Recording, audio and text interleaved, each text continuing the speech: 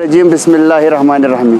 पहले मैं शुक्रिया अदा करना चाहता हूं इन लोगों को जो यहाँ पे वेलकम करने आए, उस इंसान का, उस शख्सियत की जिसने हमें यहाँ पे ये रोड अपने ज़ात पे ला कर दिया, अपना खर्चा किया।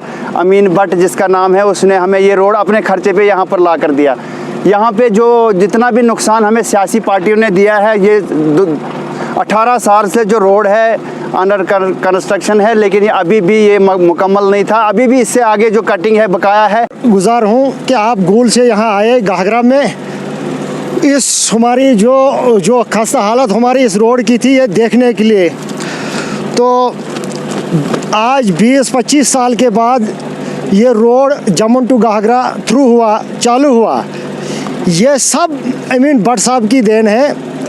और उसने अपने ज़ात पर, जब परसों हमने उसके सामने एक बात छोड़ी, उसने यही बताया कि आप लोगों ने आज तक मुझे क्यों नहीं बताया कि मैं आपका रोड वहाँ तक चालू कर देता।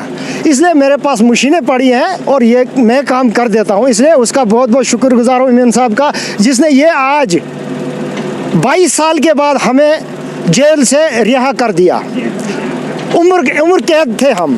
जैसे एक मतलब कैदी को, एक मुलजिम को सज़ा दी जाती है उम्र कैद, वही सज़ा हमें उम्र कैद दी गई थी। इसलिए आज हमने अमीन साहब ने हमें यहाँ से रिहा कर दिया है।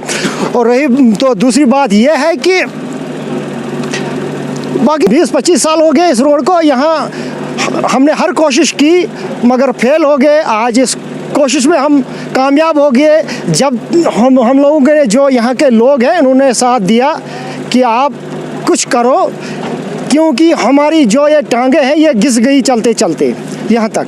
सरकार से आपकी अब सरकार की बात है, सरकार के तो आज तक यही काम किया है कि आजकल ही बताया है। जो भी सरकार आई है हमें कुछ नहीं दिया।